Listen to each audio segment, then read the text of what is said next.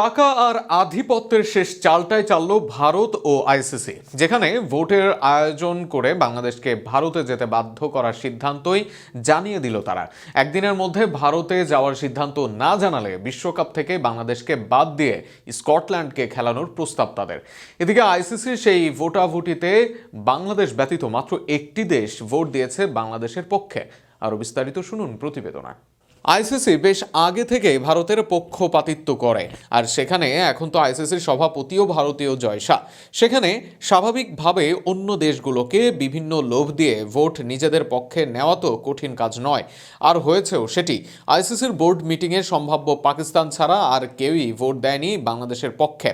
অর্থাৎ বাংলাদেশের ম্যাচগুলোর ভেন্যু সরিয়ে নিতে বিসিবির অনুরোধ বুধবার খারিজ হয়ে যায় আইসিসি বোর্ড সদস্যদের ভোটে। বাংলাদেশের বাইরে স্রেফ আর একটি ভোট বাংলাদেশের পক্ষে গেছে বলে জানা গেছে। ধারণা করা হচ্ছে সেটি পাকিস্তানের।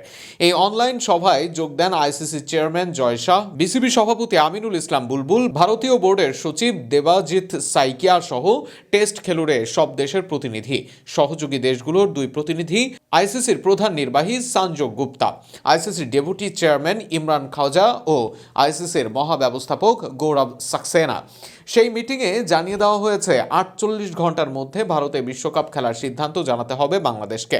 আর বাংলাদেশ যদি ভারতে না যায় তাহলে বিশ্বকাপ থেকে বাংলাদেশকে বাদ দিয়ে স্কটল্যান্ডকে খেলানো হবে।